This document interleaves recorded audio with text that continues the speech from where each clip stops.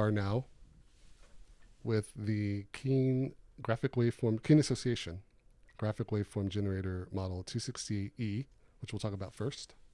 Yeah.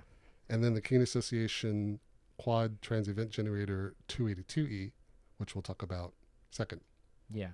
I thought being we can show off some of the sounds of what this can do, and then as we get into modulations, we can use the two together.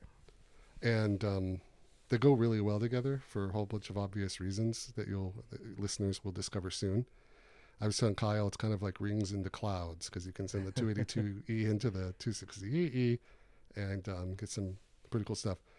So before we jump into this, let me just preface by saying that these are very powerful and deep modules. So we're not really going to be able to get into all the details that we could for, say, the 264, 265, 266 sources of uncertainty. And 264 is not a source of uncertainty, but you get what I mean. Yeah. And it's kind of along the lines of, say, the quad sequential voltage source or the 252E polyphonic rhythm generator in terms of the complexity of what it can do. But that's okay, because, Kent, Iverson, and folks are making videos about these that go into all the nitty-gritty details. And I have a 282 video on YouTube that I should probably update. So yeah, with that said, let me tell you just how the graphic waveform generator works, the 260E. First of all, I love the name. I'm just going to throw that out there. Alex is just so cool with that kind of stuff. Mine has blue knobs. They come with green knobs. I put blue just to match the rest of my stuff. Okay. That's why, that's right. That's probably the most distinguishing characteristic of a Keen module is the green mod. So the way this thing works is there is a virtual tape inside of it. Not tape like cassette tape, but a piece of tape. And there are two paradigms for how that tape works. And so just kind of back up a tiny bit. The importance of the tape is that it flows through the module, and then there's a stylus that draws on the tape. And the shape of the waveform, or the function, or the thing that's drawn on the tape, which will look like everything from a sine wave to triangle wave to everything in between, is the wave that is output at the moment that wave is shown in the window. Okay. So anything drawn before or in the future doesn't get output and except only what's displayed in the window. So the window is like a moment in time. Okay. And the stylus draws on the tape as it receives CV, either manually through the big modulation knob or externally, and we'll go into that in a second. So the two paradigms for the tape are a seismic activity, where the tape is constantly flowing, but the stylus only draws when seismic activity is detected. So you can imagine just a flat line of no activity, and then 6.5, there's going to be a whole bunch of activity, and the tape's going to draw on that, and then it stops when the earthquake is over. That's a seismograph. And then the other type is like a meteorograph, where the tape flows when it is drawn. It flows when there's activity on it. It's on pause until it, and they both happen at the same time. Yep. So kind of, actually, you know what, I might have gotten this switched. Well, forget about what the paradigm is. One of them is the tape flows constantly, and the stylus draws on it when it detects activity. So, polygraph actually comes to mind for that. Yeah. And then the other one is it only draws on the tape when activity is detected, which might be the seismograph one, because now that I thought of it, that would be a lot of wasted tape. Yeah. So meteorograph is the one where it is drawing continuously, and seismograph is when it's drawing when activity is detected. So what does that mean? Well, the tape, like we're looking at it right now, and it's in continuous mode. So imagine that there's tape just flowing through the module, and nothing's going to happen until it gets a CV that tells it, hey, draw a wave. And then when I switch it into motion detector mode, there's a little flashing arrow that's showing the direction of the tape, or the direction of the CV.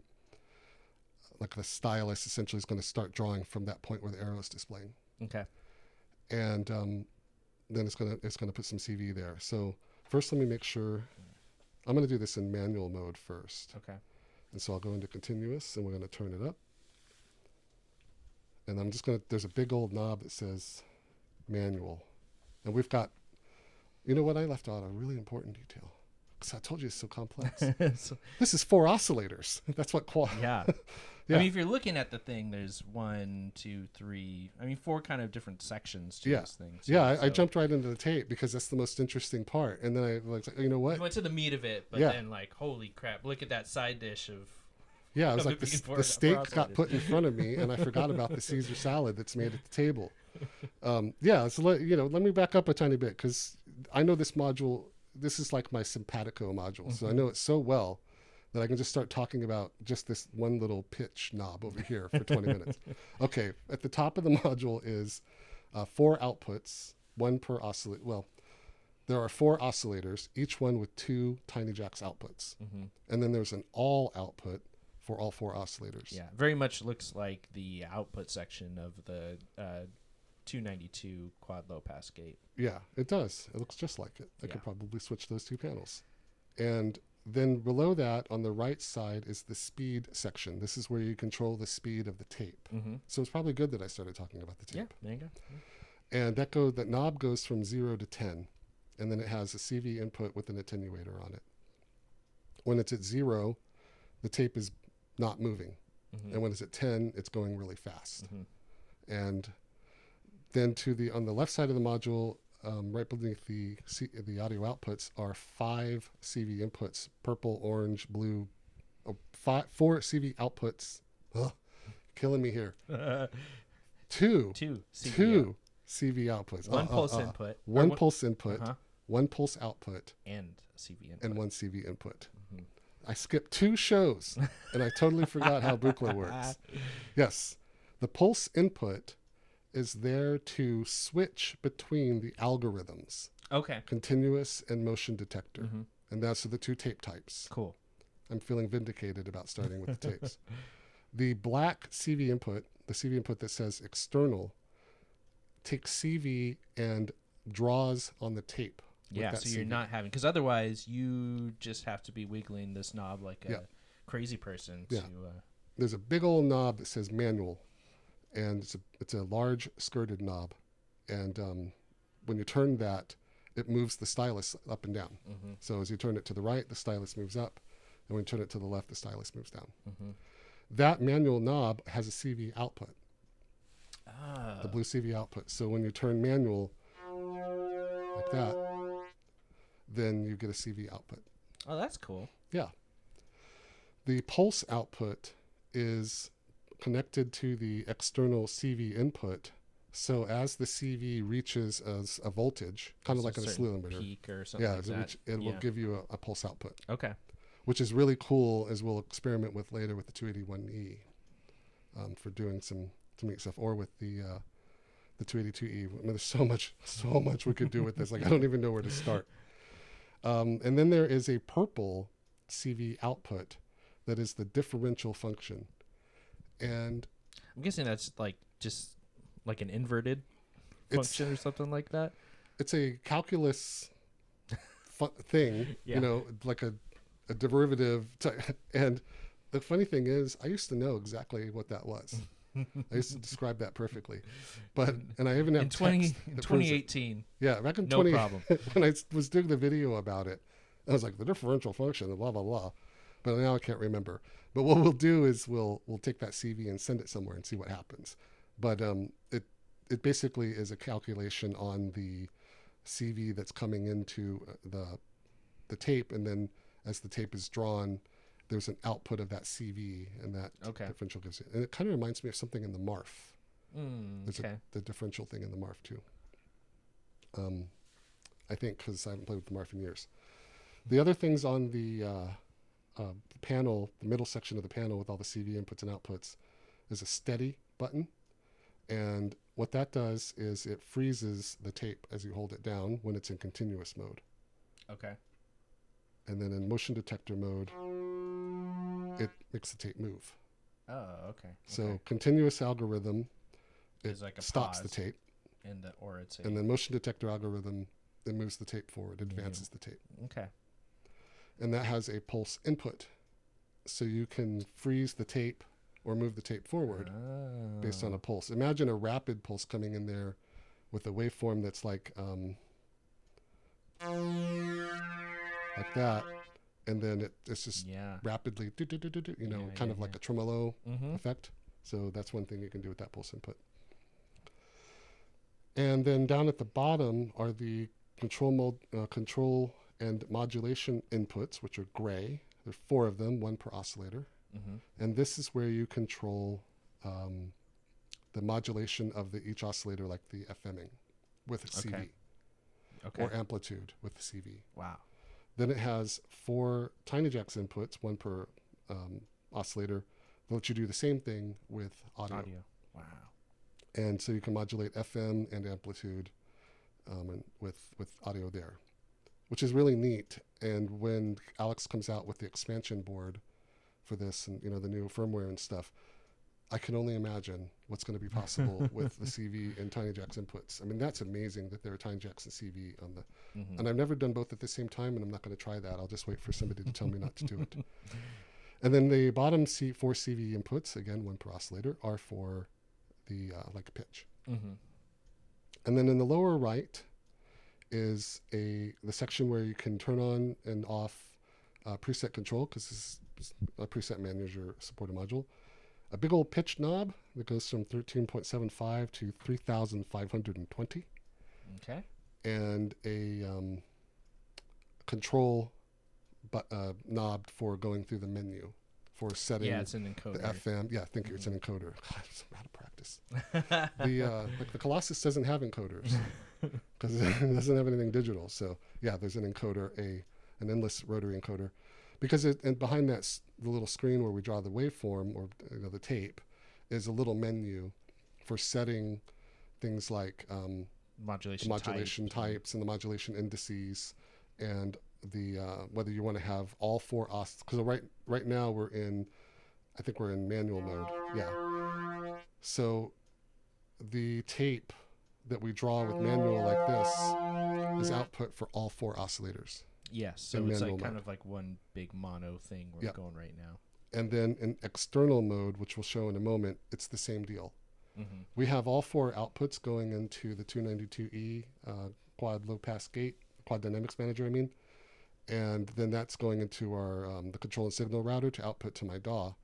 And so when you hear this, you're hearing kind of a rich 2 oscillators per channel. When it's in individual mode, you control the pitch of each oscillator separately. And you control the tape for each oscillator separately. So we've got it in, like you said, kind of mono. But then when we move it into individual a little bit later, we can have different 4 different pitches. In fact, when I talked to Todd Barton, gulp, about doing Ligeti's Musica Risicata number 2, the 268E is how I do that, because oscillators 1 and 2 are F and F sharp with the left hand, and oscillators 3 and 4 are F and F sharp and G with the or A with the right hand. Okay. And so I couldn't do that with other modules because I would have needed a whole bunch of different things to pull that together. First of all, I would need multiple versions of the module. Like I would need 2 261Es to do that using one mod. So I was able to get the exact same sound out of this pitched across 4 octaves. And that's one of the things I love about this. And I should mention too that it tracks pitch really well. Yeah. With CV. Okay, I spent like 15 minutes on that. I really love this module. One time I thought, I'm going to sell this. And I think it was sort of like self-flagellation in a way. I thought, what would my life be like? Yeah. If it's like becoming a monk and giving up one's most prized. I sold my Ferrari, but I still have my 268E. And I'm like, they're going to bury it with me. So what would you like to do first? I mean, I guess you kind of you twiddled that knob a couple times, so people have kind of heard a little bit. Yeah, that's me twiddling it fast, and it's on the slowest speed. So let me bring up on the fastest speed. So I'm twiddling the knob really fast. Well, but you've slowed down the tape though. Yeah, that's a mental thing. Let's standardize on some language. I'm glad you said that. The tape is moving really, really fast. So I think of it, Robert thinks of it as the slowest speed of drawing on the tape. Because that tape is going by so quickly. Right. Yeah. And then you're going to draw the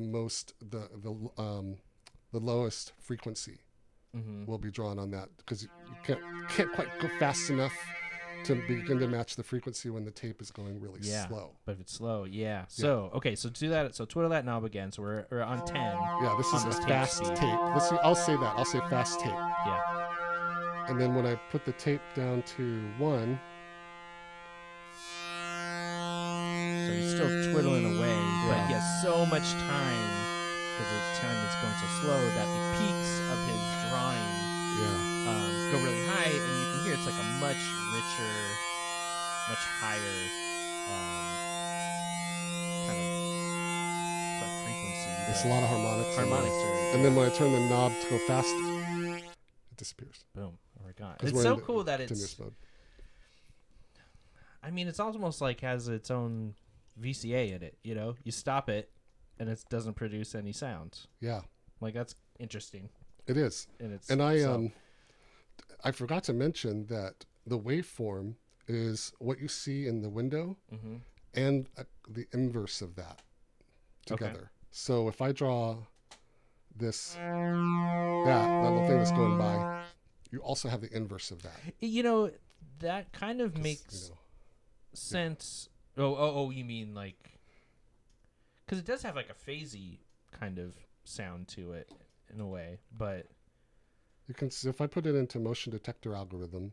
I'm going to try to draw a triangle. So that's a loose triangle there. This triangle has 2 points at say 0 on the x-axis, and 2 points there at, let's say, 10 on the y-axis, and at 10 on the y-axis with the peaks. Then that waveform, you're going to get a copy of that's starting imagine it's starting at the right here at the bottom. That is inverted. Okay.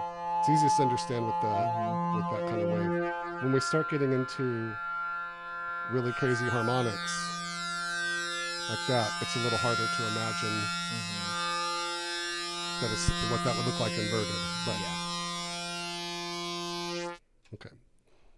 And I think it would be really cool, Kyle, if, let's say we put it into external mode. We're going to put continuous and manual or motion detector into external mode. So the algorithm we'll set it to continuous, and it cleared, since the tape moved, the stylus had been paused on the tape, and when the tape started moving, where I had the stylus from when it was in motion detector algorithm, finished drawing that wave. Yeah. You heard that, right? So now Kyle is the master of CV. Every time I see him, he's like, hey, look at this new control voltage I came up with. I'm like, I've owned this module since it was brand new. I think there were 20 of them. And he comes over, he's like, I'm going to plug this into here and look at this. And I thought, holy crap. So, I mean, I guess we're kind of skipping, and I'm sure we'll do cool stuff with it with the 282. But when I borrowed your, what we call it, the Kyle Lab. Yeah, the Kyle Lab. Several months ago, this was in there, and I had a lot of, so I have a little bit of knowledge of it. So I'm just plugging in a looping 281 envelope, and you can kind of I'll set it to the. Where do you want the tape speed? Slow? Fast? Let's keep it there. Right now. So it's kind of like a ramp up. I've got the attack all the way at its fastest, and its decay about a second. Yeah. This is sorry to interrupt. This is a good opportunity to point out how, while this is a ramp wave, it's being drawn in real time. It's not being generated by an oscillator. You know, Yeah. so you're hearing it as the wave is being drawn on the on the tape. Yeah. And so one thing I had fun doing is I would use the ORS output. So I would, which with the ORS section in the 281, it kind of, you can blend between the either A and B or C and D outputs of the 281. So I can have this, like, here, I'll have this really, I'll do a slow kind of triangle. Let me make it a little bit faster. On the C 281. There, yeah, that's really cool. It had a longer slope and then a short down. Well, yeah, that's because I neat. don't have it all lined up, and I have the ORS knob set all the way to go to just C right now. Then I can have a faster triangle on the D output, and I can start to Oh yeah, there's bring like a that little. in, and then we're getting more variation in between this triangle. There's other kind of peaks and valleys with it, and then you can just kind of go, much more crazier with that. Like ratcheting in the wave. Yeah, Little pulse lights going crazy. make it a little bit more lopsided.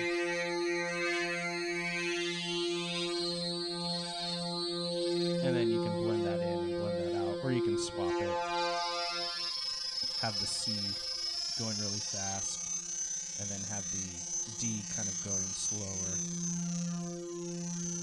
Yeah, I like that. It's like my brain thinks it's phasing. Yeah. So that was a cool thing that Yeah. I had fun with when I had this. And then, yeah, you can slow that tape speed down a bit and get different things out of it. There's a lot of harmonics. So this is a great waveform to sit in to say the 291E triple morphing filter or 267E filter in that. Mm-hmm. There's a lot of harmonics in there. Oh, I like that. It's like an anticipation for it to happen. Yeah. So, yeah. So that demo really shows how what you're hearing is what you see, what one sees in the window, and of course it's inverse added to it, because there were lots and lots of harmonics that you generated before, that were showing in the window, and then those went away. So it's in the past. And it's not coming back. It's like, oops, sorry, it's like brain activity. Yeah, and it got me just thinking about, like, okay, like, wow, like the more complex, more blended kind of CV sources that I could put in here. So then, like, running this, a bunch of things into a CV processor that you can, mix between different signals or slew things. And, you can, even though it's going to sound complex already, it kind of can get, I found myself, just drawing with CV for quite a while with this thing. Yeah, that was the way I started out drawing waves that I wanted, and then figured out that the ones that were drawn for me, whether with the 266E source of uncertainty or something else, was really the way to go. But let's patch that OR back into external. Okay. Because we were in the continuous algorithm. Oh, yeah, we didn't show. Yeah, let's see what happens in the motion detector algorithm with that same CV. So here it is in continuous. So go ahead and make a patch you like there. So like a little. It's like a transmission sent from another world, It's got its own little like the movie Contact. to it. It's like putting the phone up against the speaker for the general to hear. Okay, so we're going to switch this into motion detector.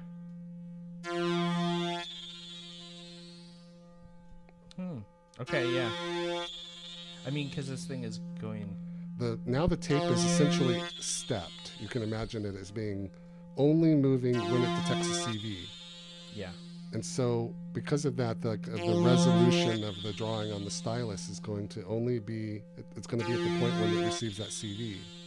So going back to continuous, I'm going to go to, after this I'll go to motion detector again. There's like there's a little hitching in there. It sounds like And it's sounds like it slows things down. Yeah, and I kind of in my mind I think of it the way that if you've ever seen an artist draw a like a comic book, you know, if you sit down and you just draw a circle and eyes on it with continuous movements of the pen, then you look at like a Todd McFarlane or someone drawing a comic and they're doing a whole bunch of movements of the pen as they're shaping out the face that they're going to draw, and it's a way more detailed face. You know, that's just the paradigm I see in my head. Hearing it is kind of like it sounds a little bit low resolution in a sense, but it's a way more. You're getting a lot more drawing on the tape because it's only drawing on it as the tape moves through. When it detects movement. It's kind of it's such a psychological or an intellectual leap, you know, which is why I love it so much. Because, like I said, Alex is a mad scientist with this. And now let's go into individual mode. Yeah, so you're using the encoder to kind of. Yeah, I'm setting. It brings up within this menu. A little tiny menu on the OLED screen. I'm using the patch cable to point to it.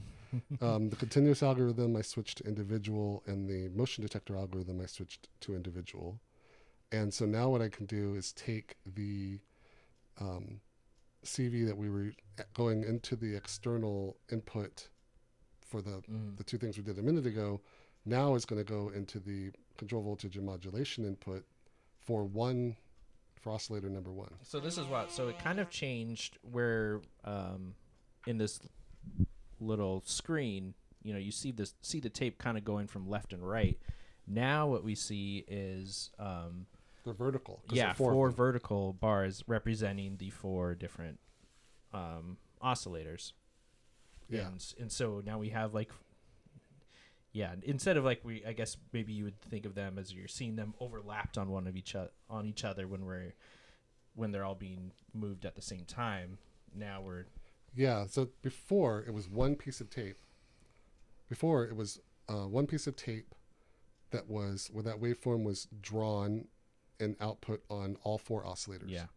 Now we have 4 pieces of tape. Yeah. One per oscillator. Like this, this wasn't this kind of came after right? Like it came out and it didn't quite have this functionality on it.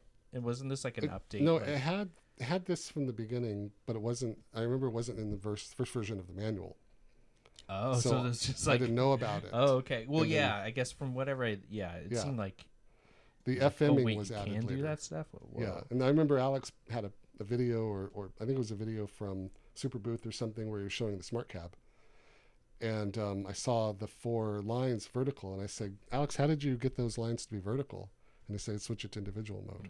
And I thought, okay, well, this just became a way more powerful module. Because all we had was a PDF manual that Alex put together, you know, probably right before the thing shipped.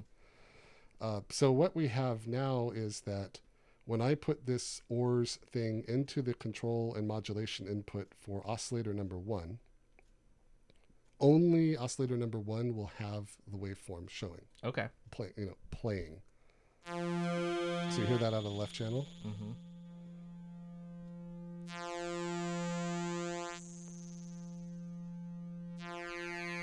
we should get another...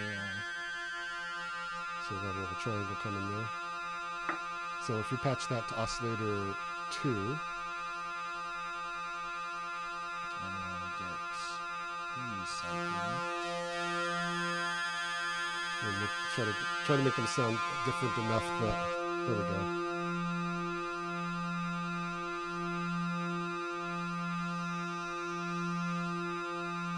Yeah. So the left channel is oscillator 1 from the ORS output. Is that 2 or B? The E. B. Yeah, whichever one it is. B, D, E, C, E. It's the bottom of the ORS output. Anyway, that's going to oscillator 1, and the other ORS output is going to oscillator 2. and so that is this faster sounding. Yeah, it's a slower kind of triangle mixed with a very fast triangle. So I'll change.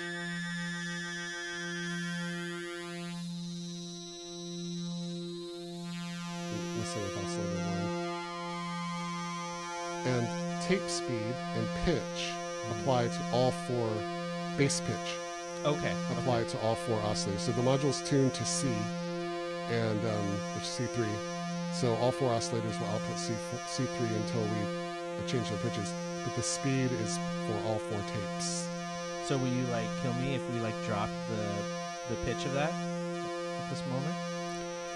No, because I was able to say all the stuff I just said. So I won't know what what the pitch will be, but turn it all the way down.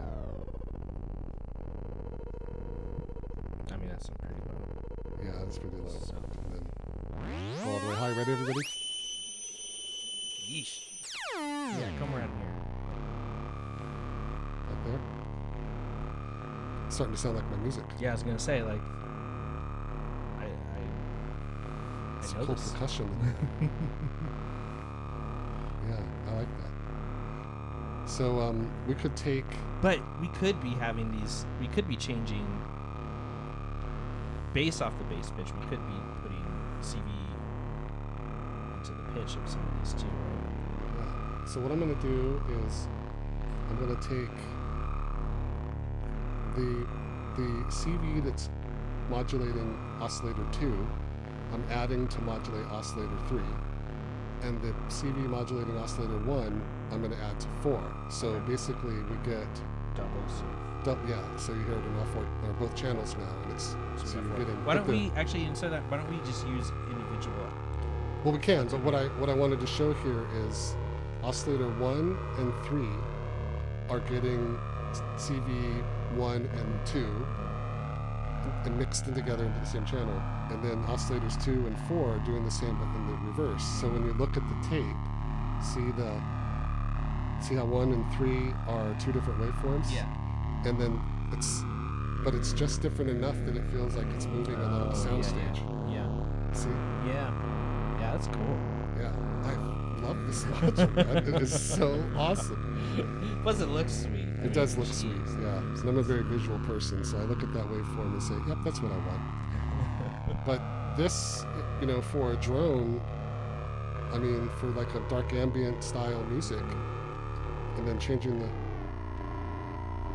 some effects or something on there, you've got the makings, something cool. Start modulating the pitch or tape speed with a really slow random source, for example, fluctuating, and you've got the makings of something really awesome there. So yeah, what do you want to do next with this? I mean, I think that we kind of have some of the basic. We're kind of not really set up to. We don't have like another oscillator to like FM it with. But we. Let's demonstrate the. Why don't you patch a simpler set of waveforms, whatever you would like for 1, 2, 3, and 4, because then I'm going to tune. They're tuned to whatever, and then I'm going to add CV from the 251E that's different on each pitch input. Okay. Then we'll just need a waveform that's a little bit easier to. It doesn't have so much pitch change in it, frequency change in it.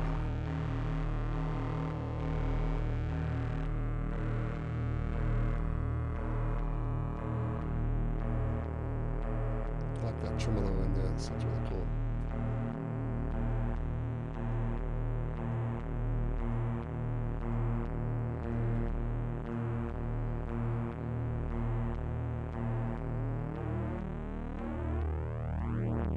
We're patching. I'm not going to program a sequence or anything. I'm just going to do them maybe like first, third, fifth.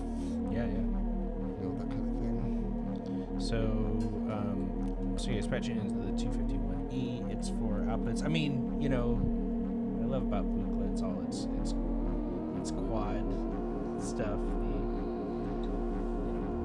This quad sequential source and the quad low pass gate, quad function generator. So having an oscillator for this quad as well. We might need Squares to. up so nicely.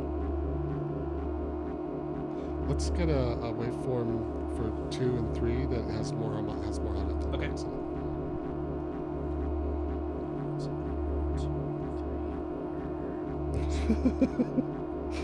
normally we have like a fat patch all planned out, but here okay, cool.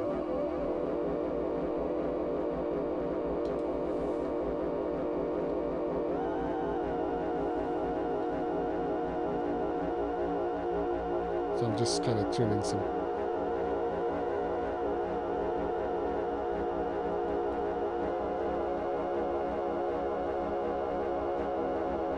So just kind of mess with some. Yeah. And then if we. So it's all based off of this bass pitch. So we could kind of. Is there a CV input for the bass pitch? No. No. Interesting.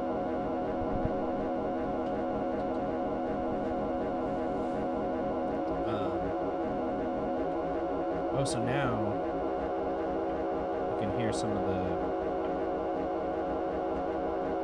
these pitch changes, extra pitch changes, and this is coming from The smart cabs for CV outputs with buttons, just in the oscillator one. which we're not going to be able to show you No, on but video. it's neat because you can imagine if I were using the 251E to actually have a sequence per oscillator, then I could modulate I could transpose it basically with these buttons. Yeah, but I guess what we can do, it's all going to be based off of this. So. Yeah.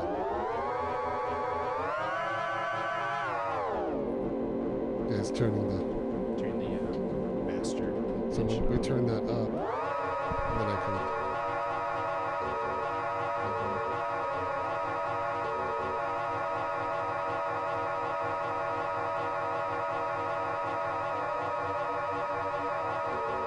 That's been really cool. That's back and unplugged it, so.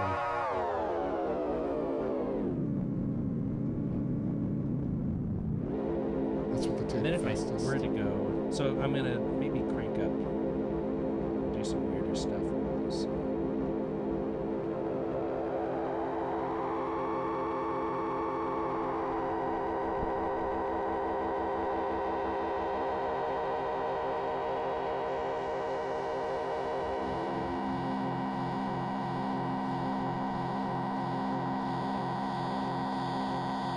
And then we can turn down, so we can, this is all still based off of this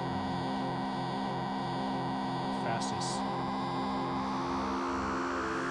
time.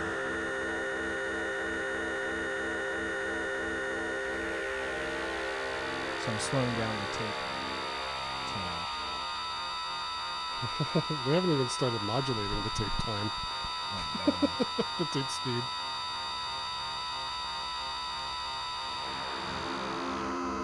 Yeah, because I'm going to modulate it manually. Yeah, making it clear. So that's at 0, and it's not going anywhere. Yeah, this is holding the form.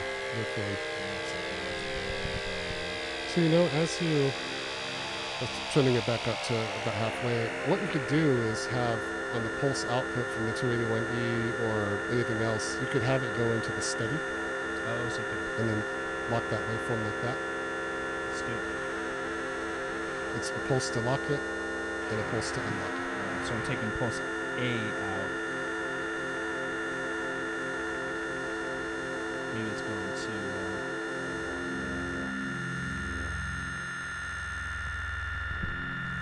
Switch to motion.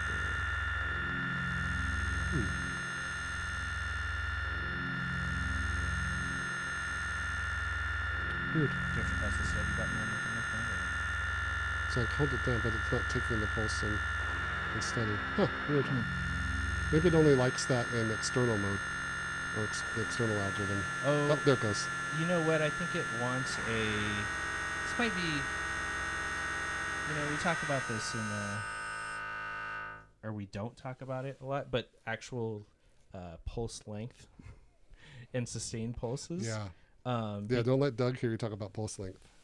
He's gonna get mad.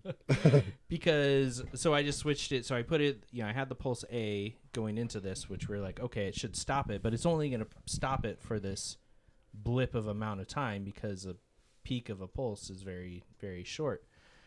So then I changed it to the CV output going into a pulse input, which you're kind of like, well, you shouldn't. It's not set up to do that. That's not what it's looking for. I think I see smoke coming out of the 26080. But it's with this voltage, it's going to go 0 to 10, and there's some peak within here. Once it hits that, it does hit that point where it's going to stop the tape machine from going, and then when it goes below that, it starts running again. So sometimes there's things like that. I think I maybe have ran into that, like with the freeze mode on the 1979. The symmetric, the clouds one. Yeah. Where it has like the pulse input, but I think I found more success putting CV into that to actually freezing it other than a pulse. But so I'm gonna throw together which ones start. I can't see the inputs. The right things, Kyle. What I'm going to do is patch a pulse output from the smart cabs buttons because I want all 4 stages of the 251E to start at the same time. Oh, so okay, so it's like so not the best way to do that, but normally what I would do is have the shorting bars in here, and then so I want all 4 to start.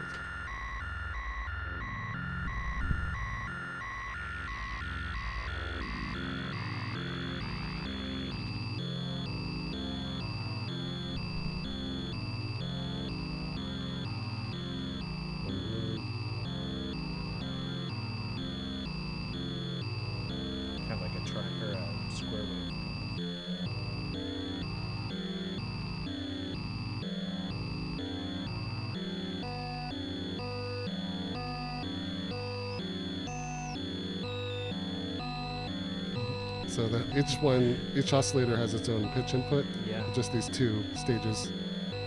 So they're actually 8 different pitches, but they're all kind of running together because of sometimes it's hard to, at least for my brain, to pick out the different pitches because of the harmonics of the waveform, which has a changing frequency anyway.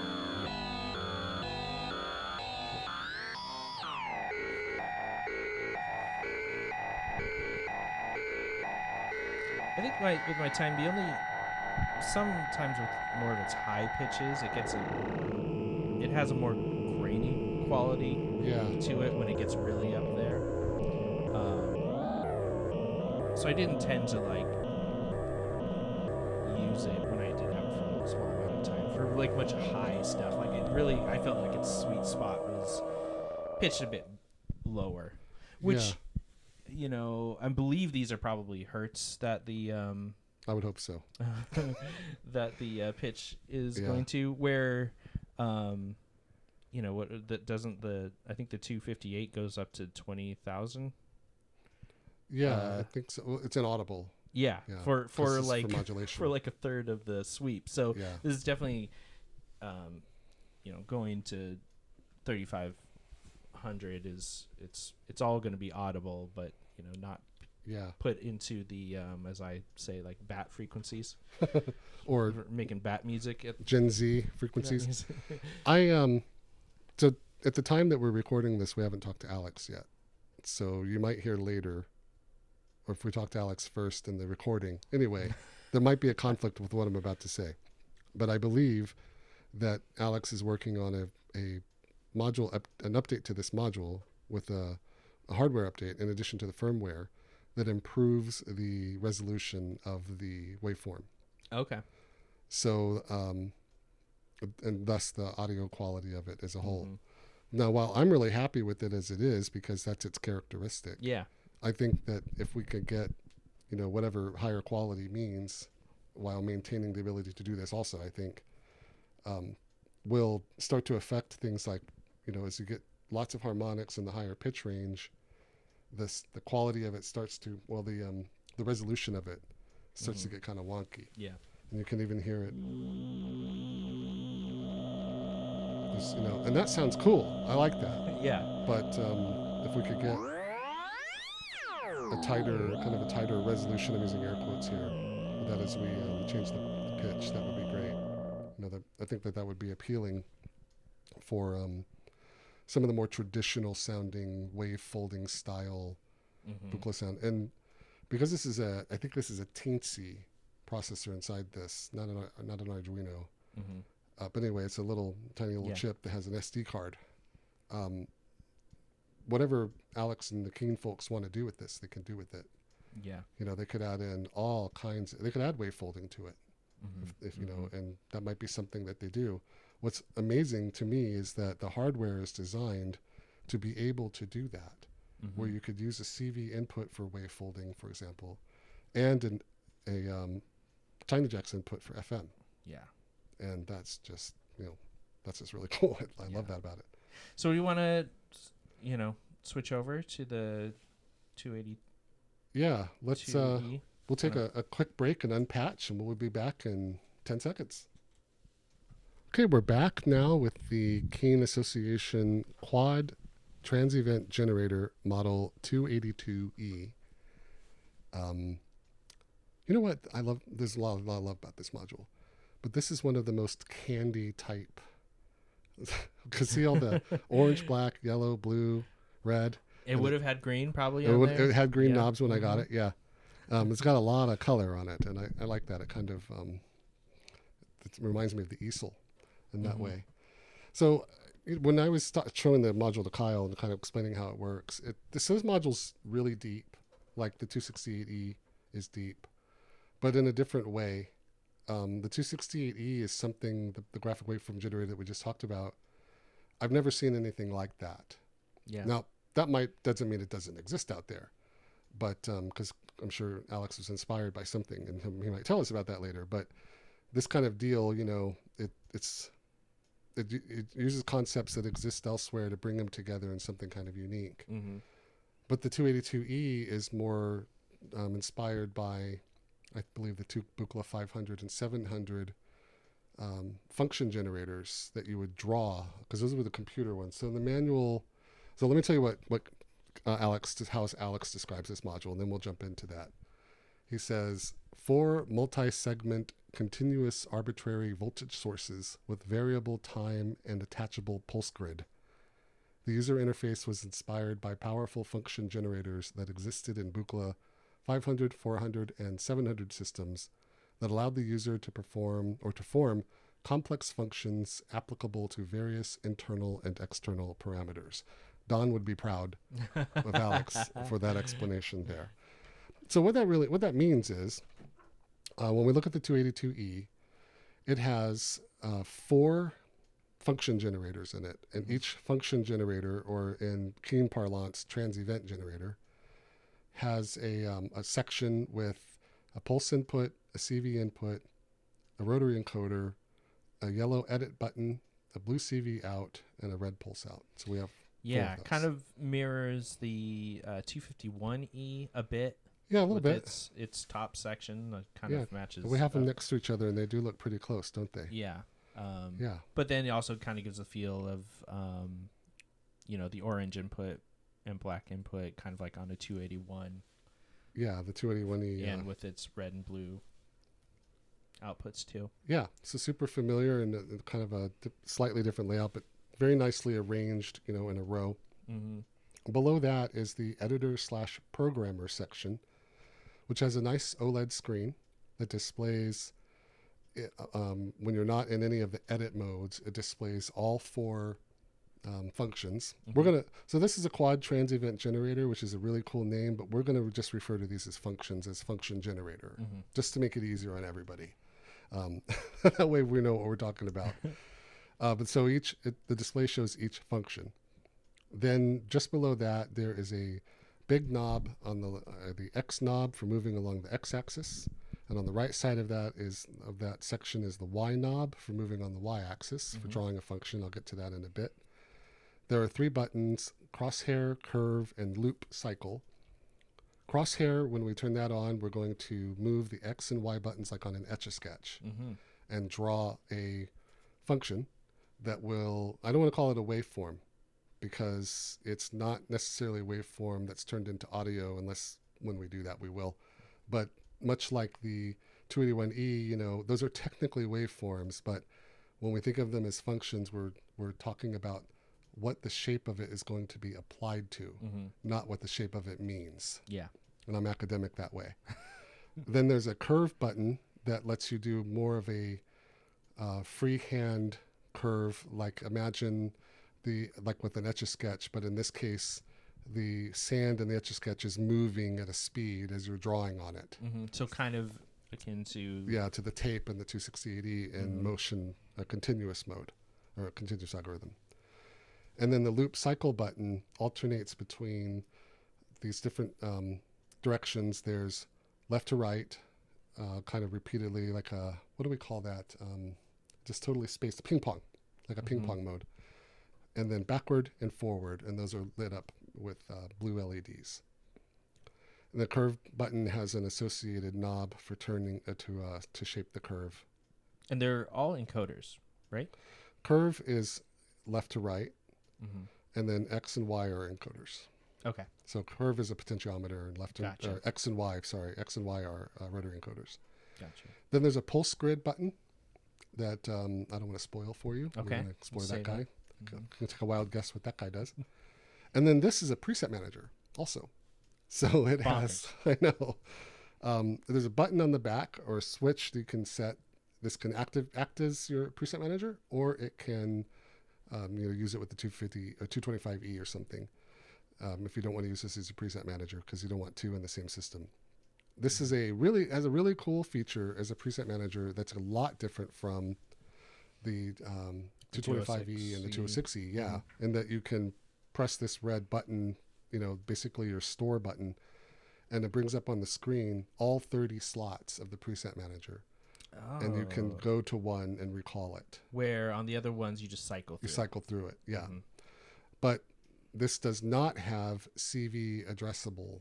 Okay. So you can't use CV to go left and right through the presets. On a 225E or 206E, you can turn the knob to go to the preset you want without moving through the presets. So if you're on 8 and you want 27, you can scroll to 27 and then activate 27. And this works the same way, the 282. You just see it on a little screen.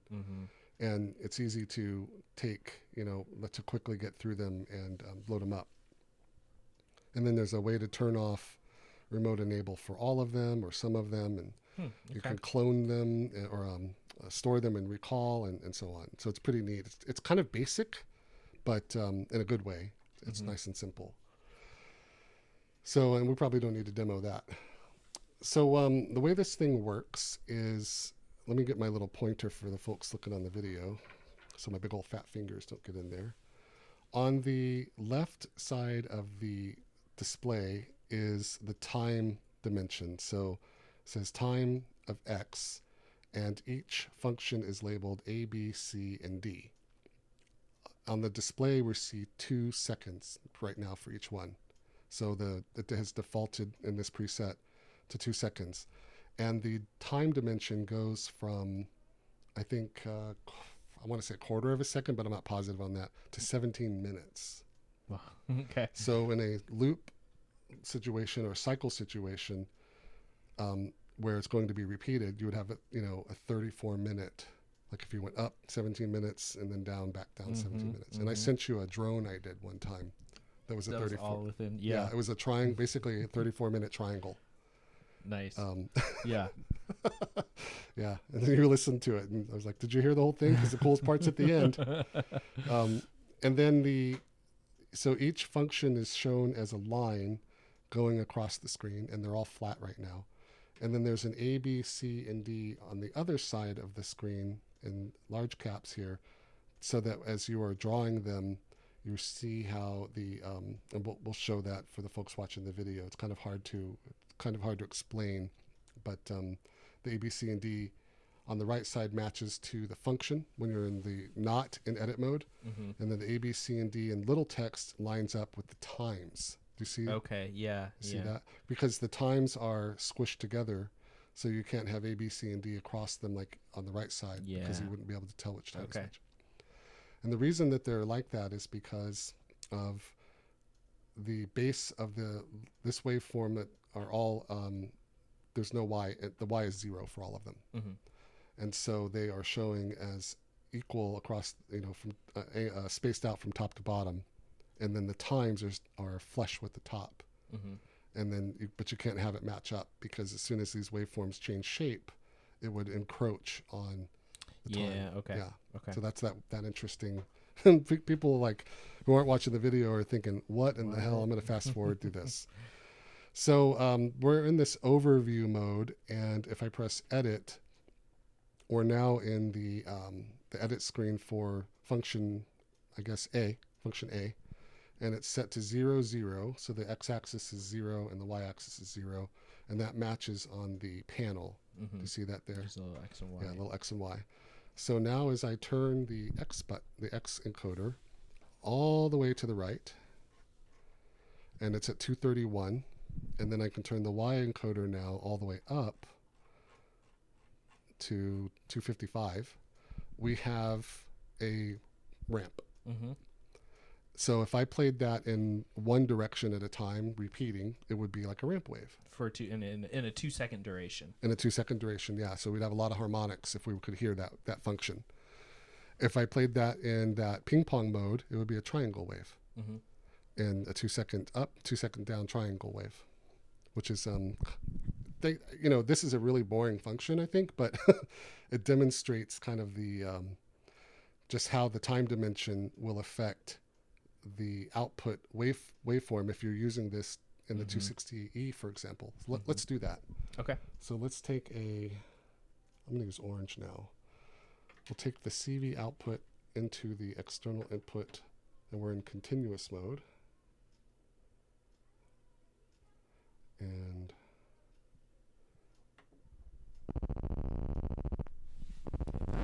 yeah, that pitch was right.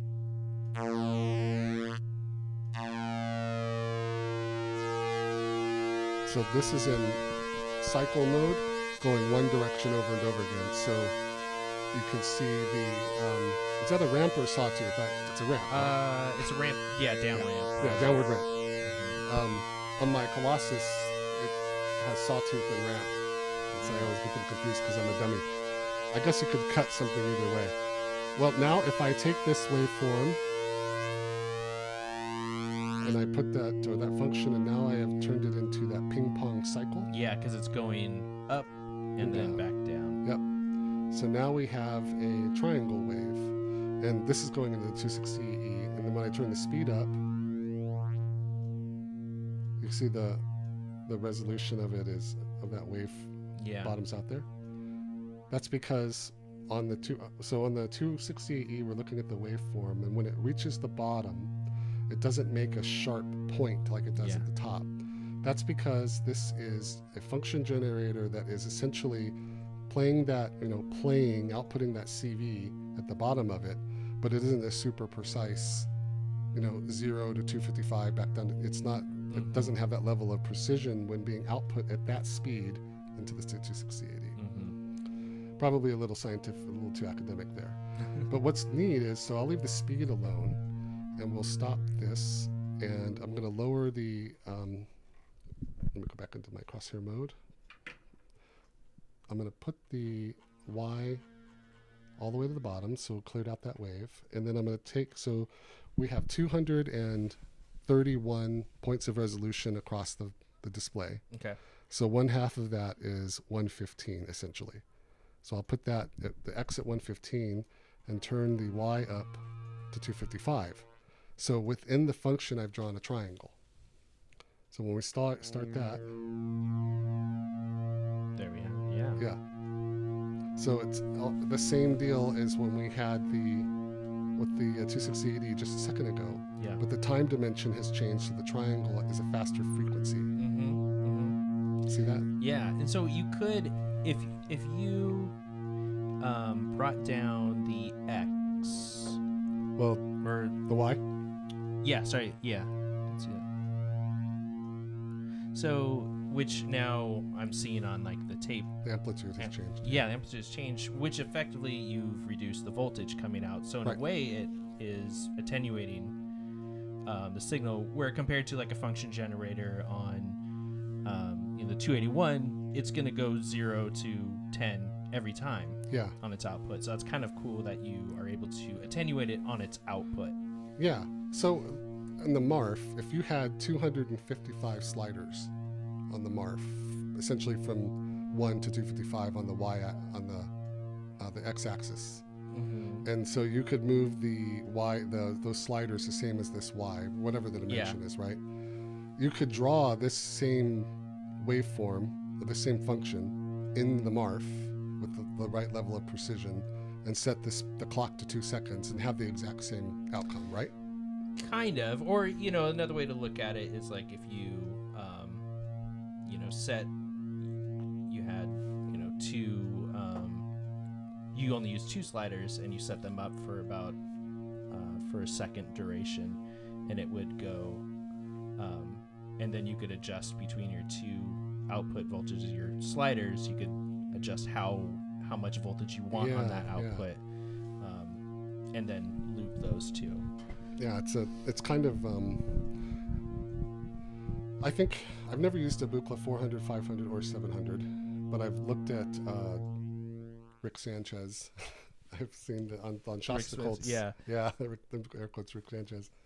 But he posts pictures of them and stuff, and I saw a screenshot of one of them that looked a lot like this looks a lot like it. The OLED on this looks a lot like the display on there, where there was lots of scientific precision to the shape of the function based on the values that are used to define it. Mm-hmm. So using this with the 268E, it's kind of that rings into clouds thing. We did the most basic, boring waveform ever. But if we go now, I'm gonna just zero that out, and we're in edit mode. And I'm going to draw a curve. So I tap the curve button, and the Y button will move or Y knob. A Y knob, thank you. The Y knob will move this little vertical thingy to choose on the x-axis where you want the curve to stop. Okay. The X knob will move on the x-axis where you want the curve to start. Okay. So we'll do something kind of interesting that way. And now when I turn the curve knob, it sort of activates the tape, but only draws the function between those 2 points that we set with the X and Y knobs. See? Whoa. Yep. Whoa. So.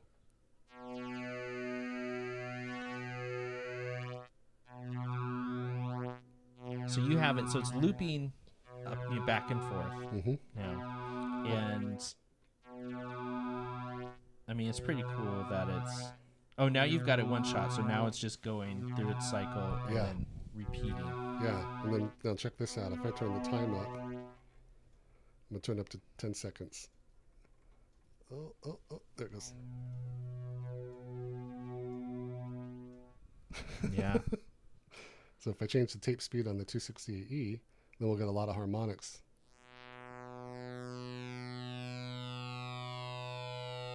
And then the 268E is playing the tape, but now we're about to loop back on the 282. So we're going to add a secondary layer right now. Yeah. Wow, so if we slow down even more, so we can get 3. Well, you don't want it to be stopped. There you go. Yeah. So now as the function plays on the 282E, it'll just keep adding those shapes to that 268E, and we'll get a pretty interesting waveform, especially if there was a lot more going on in here.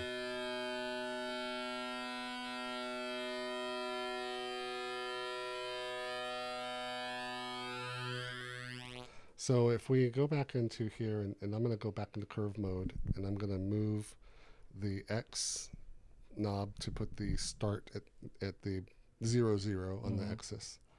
Let's go ahead and turn the time down I'm going to turn the time down to 5 seconds.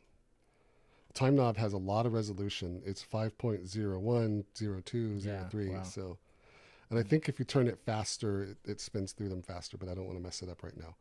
So the curve will start as soon as I start turning the knob. So if I go real slow, see that how fast it moves? Is the little stylus of sorts will move pretty quick as I touch the knob, because the resolution of the function is lower than the resolution of the potentiometer. Okay. So then if I do it real slow, it's like drawing this really crummy. It looks kind of like, have you ever played the game Defender? Yeah. It looks like the mountains in Defender. So we'll listen to that. And then it does that sharp, I'll let it play again. It does that sharp sound because the function starts at 0 or 1 and it ends at 88 or 89. So there's a fall, it's a cliff when it goes back in the 260E. And that would be the same effect using it as a CV source for really anything else. It would have that cliff. All right, now I'll make it, I think I've talked enough about the lameness of using curve in such a way, but here's where curve gets really cool. I'm actually going to let this play while I draw. And I'm going to just go nuts on the curve knob. Looks like a EKG, somebody who's just run the marathon.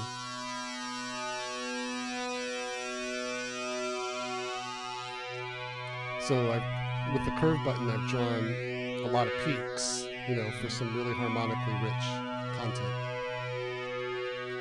Wow. So it kind of is working essentially the same way that you draw with the manual knob, but you're able to do this with CV. Yeah, and this is a super basic way to deal with that.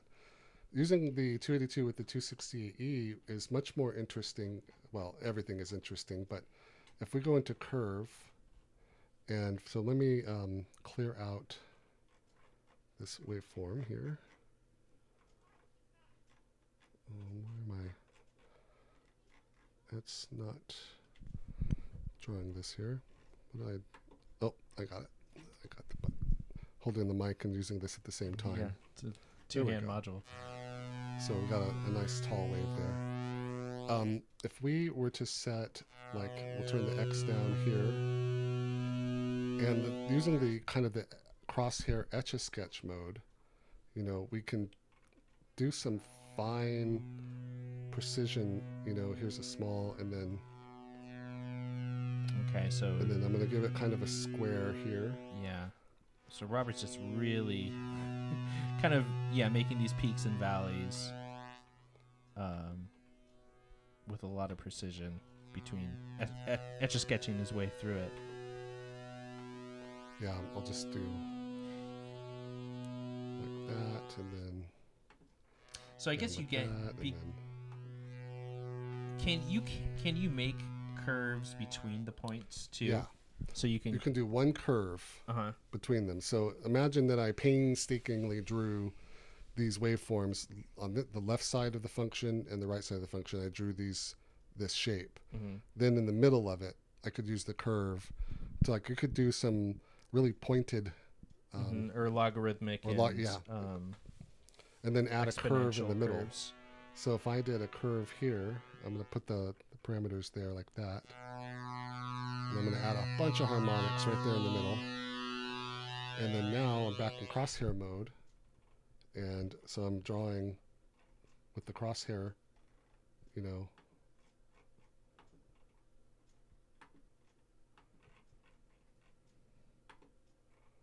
we go.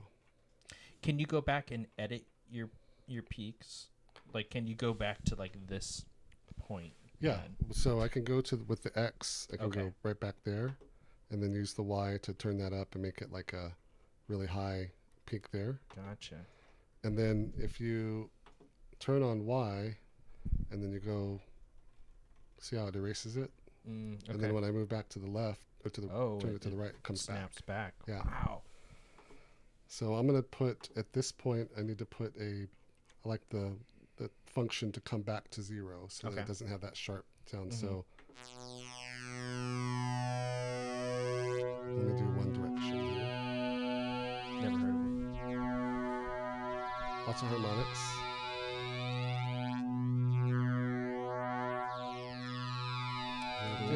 And then when we turn the speed up to 45 seconds, and we'll turn the 260E speed down, here come the harmonics.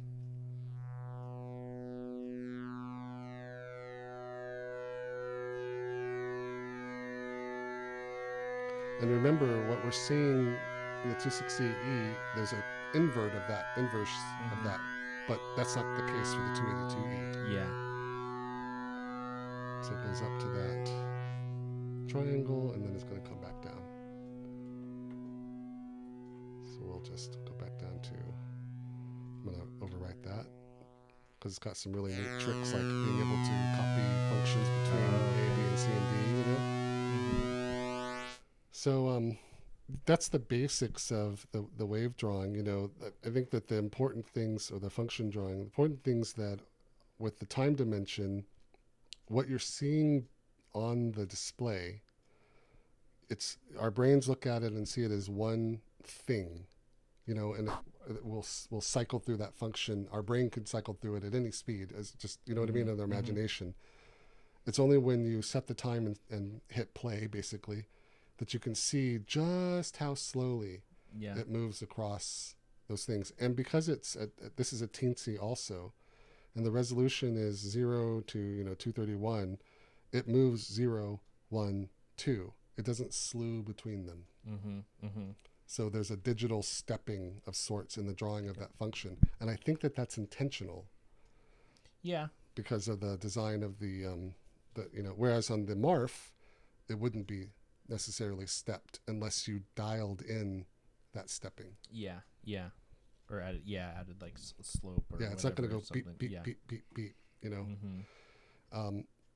So yeah, now I'll finish the quick demo and then we can start building some patches. Well, quick, listen to me. But along we'll do a waveform here or a function where I'm going to leave it in I'm just going to draw some triangles because they're easy. Oops, nothing exciting. I keep pressing the wrong button. There we go. And then I'll bring this down and over for a ramp. Yep, and then so you click it to start the draw, see? And okay. And that way it doesn't, if I don't do that, then it will skew. If I don't press the button, it will skew so that's how you can draw a square wave. Okay. Wow. So I'll draw that ramp right there. There we go. All right, so not the most exciting waveform in the way. It looks kind of like Moon Patrol now. Yeah. So the pulse grid. Along all 231 parts of the x-axis, you can put a pulse. And there's a pulse output for each of the different function generators. So we could put a pulse at that peak right there by tapping the encoder. And now if you look at that line, it's dotted, but when I hover over the pulse, which is shown as a little dot at the bottom of the mountain, the line turns solid. Okay. And then I can put another pulse. We'll put a pulse there, and then a pulse there, and a pulse there. And people are like, where is he putting pulses? We're just putting pulses along the shape of the function. So there are 5 pulses. Now what we could do is, and this is all on one function, but if we had because all 4 functions can play at the same time. Yeah. And we've only been working with one. So if we did 4 different functions, like we could invert this one and so on, and put it into the 4 different control voltage inputs on the control modulation inputs on the 260E, we would have 4 different waveforms. Okay? That means each function could have pulses along its waveform, along its function that we're using to define for the 260E to fire off anything else you wanted to do. Yeah. Or start cascading them. Yeah. So this is a little fast. See the little pulse light lights up. So let's do. I'm gonna throw a little patch together real quick. Take that.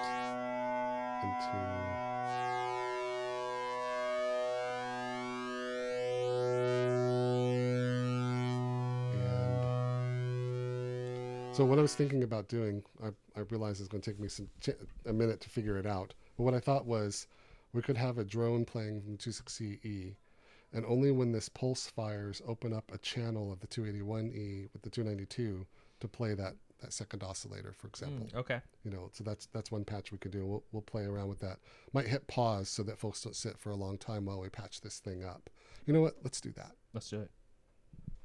Okay, so after a few minutes of exploration and explanation, we've put together a patch that demonstrates how the pulse grids work.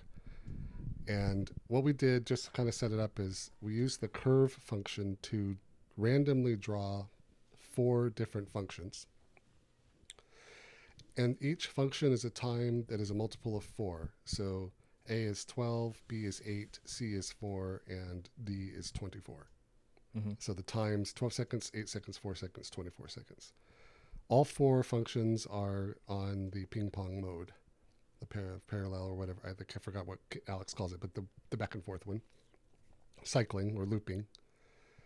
And they're all going into the 281E. The pulse outs are going into the 281E, and then of course, is going into the 292E to open in the low pass gate. Is that what we have it in? We have it in combo mode. Yeah. But what we've gone and done is where you've made these pulses, like the ones from A will trigger B's envelope into the low pass gate, and on down the line, then the fourth. D will trigger A. Yeah.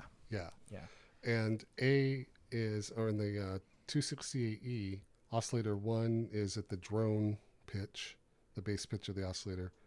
Of the module, and then 2, 3, and 4 have input from the 251E for slightly different pitches. That way they don't all run together when we start them up. So you got to press 4 knobs. I got to press 4 knobs at the same time. 4 knobs at the same time. Yeah, ready? Let's see what happens here. Just give it a karate chop. Just like... You saw Shang-Chi. Boom. Got him.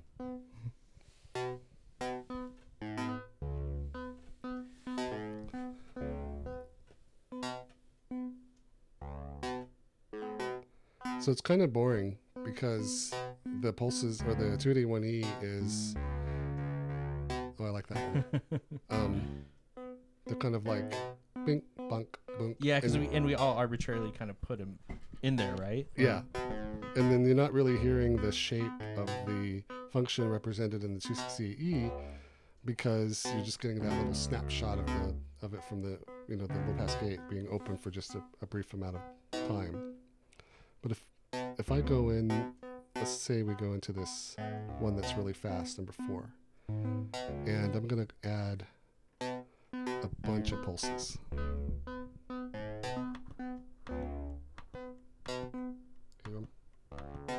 Here they come. Sounds like more of a sustained note.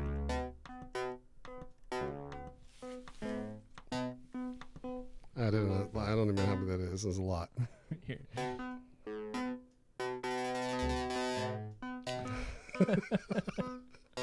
And I kind of set all the envelopes just to be, kind of percussive pluck stuff, but you can.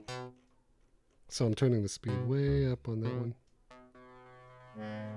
Oh yeah, that was cool. So what I'm going to do is on that one that I'm on right now with all those pulses, I messed up the speed here. It's set to 8 seconds, so I'm going to turn it up to, I ratcheted it up to 60 seconds. So when it hits those pulses, it's going to go really quick and sound neat. Speed it up a little bit. Okay, here it comes. Here comes the pulses.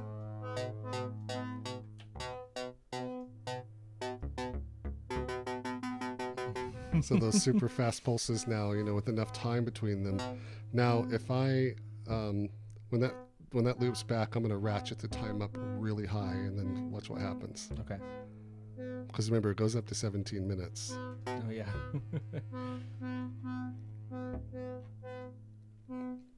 So now it's set to 346. Let's sit here the rest of the day.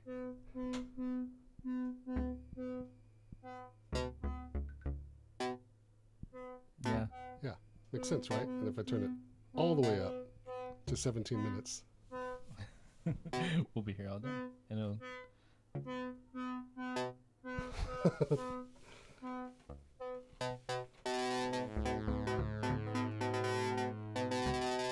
So we'll make this electrical to 16. Yeah. Now, we're doing this with the 268E just so that you could hear what's going on, since you can't really see the module, even with the video, watching it, it's a lot different to use it, So this isn't particularly compelling use of the 282E in my opinion, although it demonstrates it fairly well. Yeah. Where this kind of stuff gets really cool with the pulses and things is when you are using it to start and stop the 251E for maybe a one-shot sequence over the course of something, or the 252E polyphonic rhythm generator for the same deal, and it uses pulses for switching between the rings. So you could have a function over a period of time. That's we were doing curves and shapes and stuff, which is really neat. But the time series for firing pulses on a schedule is really cool. Over a long schedule too. Yeah. You have a 34-minute drone, but you could go through using a pulse out the 282E on a time series that matches the clock of the 252E, but not via pulse clock. Mm-hmm. You know what I mean? You're setting a time, a finite time of seconds or minutes. Yeah. And then you could have it move, change the clock for the ring. Mm-hmm. That's how that works. Mm-hmm. We're going to get that module in here pretty soon, 52E. You can also, of course, send pulses from this into the 252E control voltage processor and process pulses that way. And you could shape the CV, and have some randomness. You could use the 266E source of uncertainty to randomly set the time series for each function. You could use the 223E. Because it does have CV inputs for the timing. So imagine using the 223E or the 218 in the new easel, where you have a pulse in to start it and a time series set to pressure or location. The possibilities are endless. Like, we're using it to just kind of draw the waveforms is really, really fun. And again, demos really well with the 260E. But when you start to use your imagination about these repeated, defined functions that aren't the result of incoming CV, they are like predefined output CV patterns. Yeah. Like any other function generator, the MARF, the DARF. Yeah, which I like. I always kind of view those things as like really good for compositions and stuff, and in a way with this, like, you can map out. It's kind of cool to. You could, like, I've always kind of thought about this. Like, you're talking about like the 17-second long or 17-minute long like track or whatever. You could set up basically. Okay, I'm gonna make this 4 minutes, and I'm gonna have these. With all these different pulses and writing stuff around, you can kind of just press play and orchestrate this whole thing, which is what those other bookless systems kind of did. You were, making a score on it. That was the power of the computer. Yeah. That. My composition, a study in primes, which I never published, but I should probably do that. All of the time series in the 282E are prime numbers. Each stage of the 251E control voltage is set to a prime number of steps and a prime clock speed. So let's say like 17, which is extremely slow, but that's a prime number. And the pulses are set along the X series at prime numbers. So everything about the X axis. So everything about the module setup for the entire system was a function of a prime number. And even the pitches were prime numbers. So 0.7, 0.11, and so on, which would be 1.1. But what happened was when you listen to it, at first it's a little weird, and yeah, it sounds like buchla music, but eventually the pattern starts to emerge because your brain has adapted to those times. And the fact that they're prime is irrelevant to your brain because you don't know how many prime seconds have gone by. Yeah. Right? You don't care if it's 7 or 11, your brain's like, that's time.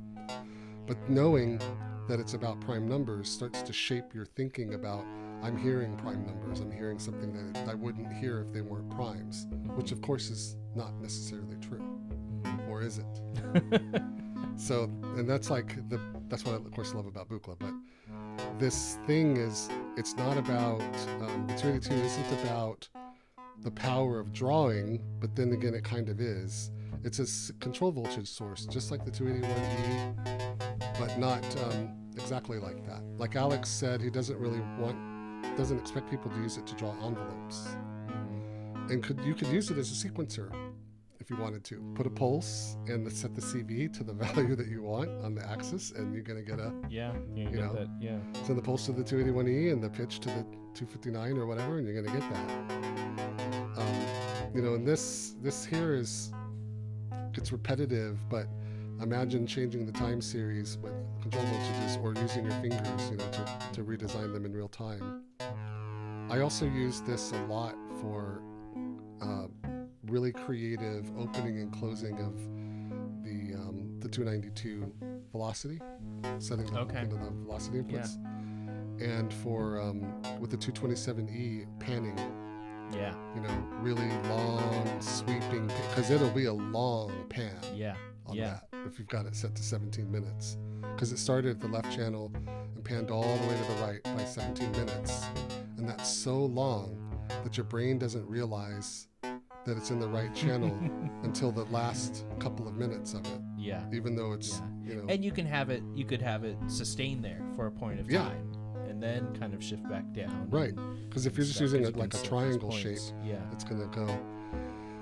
And Zoe, my wife, she listened to that. She called it Mountaintop, I think, because that's what the drawing looked like. And she just sat there and listened to it for half an hour, just kind of zoned out with that pan, and which is really neat. And so I love the module for so many different reasons. And of course, Rings in the Clouds with the 26080, and it's perfect for that. I've drawn tons of waveforms on that thing with the 282E. Yeah. But Alex has a lot of hopes and dreams for this thing too. I've seen him talk about capabilities that he wants it to have in the future, probably to get more of that buchla 500, 700 capability. But he's also very clear on what he does not want it to be. And he doesn't want it to be a Euclidean sequencer. He doesn't want it to be an alternative to the 281. Like it does. We already have those things. Yeah. He wants it to be something different. Yeah. And so it's like a. Yeah. No, I don't see it replay. Like I wouldn't be. Oh, I've got the 282E, so I don't need a 291 or sorry, a 281. Yeah. No way. Although you could. Well, I mean, that's what's so cool, and that's why things I love about the Marv. It's like, you could kind of get away with maybe ditching a few of the 281 a bit, but you wouldn't really want to. Why would you? Yeah, it's all going to work together. It's just With the 282, patch a pulse input to the patch a pulse to the input. Just like on the 281. Then your time series, which is only one input, is your attack and decay combined, sort of. Mm-hmm. And then you put the pulse, at the end of the time series or at the beginning of it. And then, and then put it to the 292E, and there you go. Mm-hmm. But why? Now, that is pretty cool when you want the function, if you're going to use it that way, to open and close the 292E, which the 281E does not have exclusive rights to the 292.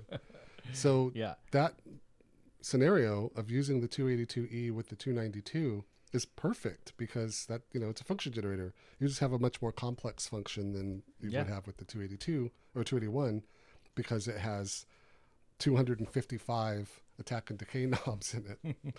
Yep. If you can think of it that way. And that, the one-shot mode with the pulse input, which we didn't explore very much because just like I said, we could take hours and hours and hours here. And then there are all kinds of other little tricks and things and holding down knobs, and you can copy from function to function by holding down one edit and tapping another. And and that was a user request that Alex added. So yeah, I mean, it's a powerhouse. It is. It's embracing the power of the computer with the teensy, which in my opinion is super duper buchla. I think that's what Don really, I would think that that's what Don had envisioned when he started doing computer stuff in the 80s, and then clearly with the 200E in the 2000s. Yeah. If he were still alive, still with us, I think he would be absolutely blown away by what folks are doing with teensies and Arduinos to realize his long-held vision, some of his long-held vision for what we would be able to do with the computer as a composing and as an instrument and as a composition tool. So that's what I see in the 282E. And again, this and the 268 will be thrown in my coffin. And then people will dig it up. They're going to dig me up out of the ground and steal my modules. Can you imagine?